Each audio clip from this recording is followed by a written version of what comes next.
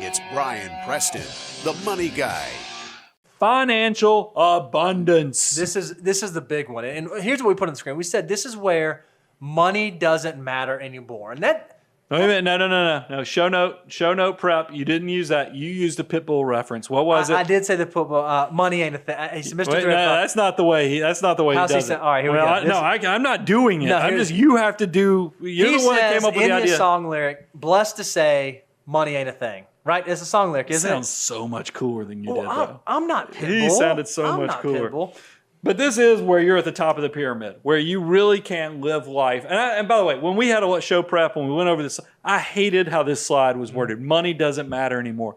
That seems superfluous. Yeah. I don't like how it makes money sound like it's a throwaway thing, because it's not. I think this is actually a freedom, because I know fourth level was freedom, but this abundance level gives you now the additional freedom of vision planning. That's right. This is where you get to be very deliberate with what is the purpose beyond just having to live under the thumb of my money kind of restricting what I can and cannot do. Yep. Even to the point where we heard a financial podcast where people were talking about, this is a stage where you probably can travel without worrying about what does it cost to travel. You don't have to worry about what tickets cost, what the plays cost, who you take with you in terms of family and stuff. You have the abundance to be able to travel in that way. Yeah, you can take family. But this also, I think, giving. I think we are wired as humans to be generous. Yep. And I like when you reach this abundance cycle, it goes beyond money. Now you're trying to figure out what is the legacy, what is the purpose, what is the way I can give back and make the world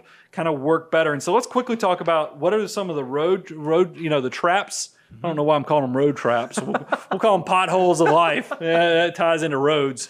But this is where I worry about this, because so many of our listeners, I think you're so good naturally with money that we do have so many people that when they reach financial freedom, when they reach financial abundance, they have a hard time transitioning from saver to spender. And they also have a hard time, I pick on you, Bo. Yeah. Because there's been times in your life where I think a lot of driven, successful people, when you're in your 20s, you're like, okay, in my 20s, I got to find a spouse. I need to buy a car, and I might even need to buy a house so I can be ahead of the curve. By the time you get in your 30s, okay, I better be making this by this time, I better be saving this much by this time, and I better be taking 3.4 vacations every year. You're going through these mental checklists. He does a pretty good Bo impression. I'm not going to lie. But these are all the mental checklists that you're going through. True. And it goes on, because I could go in the 40s, I could go to 50s. And what breaks my heart is when people are sacrificing and they're disciplined, but like they have goals of, I'm going to build my dream house when I get to be 65. Mm-hmm. I'm not going to go on vacation now because I'm going to save,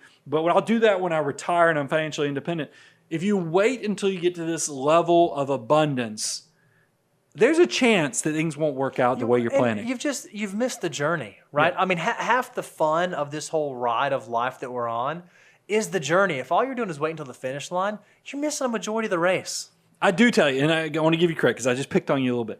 I have given you that, and you do things. You make sure you create memories with your families. Absolutely. You go on a lot of vacations and those things. I do think every stage. I told you I didn't feel like I had money until I was in my 40s. Yep. Even though I was saving good in my 20s and my 30s, it's okay that you're going to feel tight in those 20s and 30s, but do make sure you're taking deep breaths to enjoy each station of your life. I can still tell the story. This is in our show notes, but I'll tell it. My first successful friend, one of my dad's parents, got laid off. He was just an hourly welder. Okay. And then, got laid off.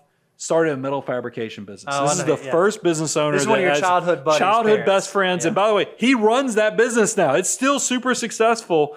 And I remember when Harry started having some success, and if you fast forward 15, 20 years, and I asked Harry how it was when he was starting the company, he gets that, it's not a glaze of, it's just that looking into looking off into the distance, and you can see, it's one of those moments where my hair's standing up on my arm right now because you get so excited.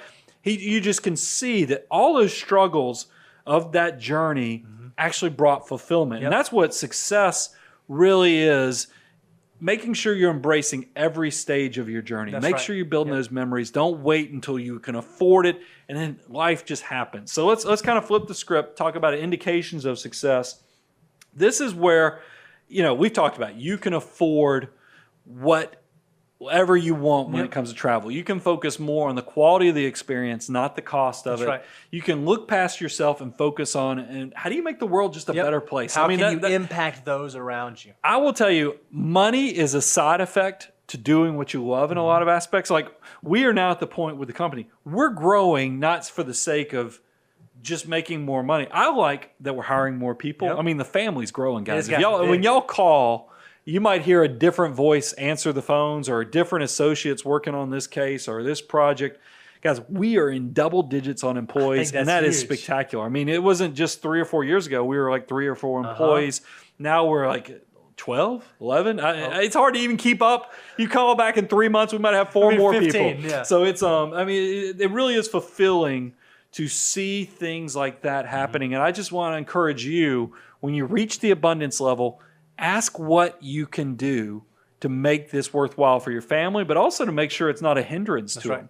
And I think a lot of times people get sidetracked with that. So a lot of things, this is just the baseline. That's right. So we think there are 5 levels of wealth. Don't let me screw them up, Brian. We got financial stability, then we have financial strategy, then we have strategy. Then we have financial security, then we have freedom, then we have abundance. Yeah. We think those are the 5 levels, but we actually think there are some things that you need to know at every age and every stage inside of those levels. It's coming. We just That's got to. what We got to. we're Like I said, let some shower water hit my head and let us develop a little more content on it. I do. I felt like I'd be remiss if I didn't tell you. You know, we give away tons of free advice on this show, and that's all part of the abundance cycles. I want you to come here. I want you to get good advice, good objective advice. And then I want you, as you grow and become more and more successful, you are going to reach a point of complexity. You're going to say, I need somebody to come in and help. Well, I hope you'll pay us back then and consider reaching out to Abound Wealth and the Money Guy family and seeing how we can help you. But if you just like the thought of continuing to get free financial advice, I want you to go to moneyguy.com, give us your email address, and then we're going to drop right into your inbox all kind of free advice. right. We're going to love on you. If you think what we're doing on the show is awesome, wait until you see some of the things that we actually deliver right to your inbox. Just teachable moments, teachable things that you will continue to do well. And we never take advantage of it and we don't load you up too much. We it's not only going to want be you one to of have those good things. stuff that's going to help you make better financial decisions. So moneyguy.com. Also keep subscribing. I was really hoping, maybe this was a stretch goal, I was hoping by the end of this show, because I guarantee by the time this show is aired, we will be over 33,000. Exciting stuff. Heck, we might be close to 34,000. So it will be pretty exciting. When you guys watch this show, I want you to go then look and see where our YouTube channel is. And you'll see that's only about a week's difference in time. Pretty spectacular. Love it. So I'm your host, Brian Preston, Mr. Bo Hansen, moneyguy.com.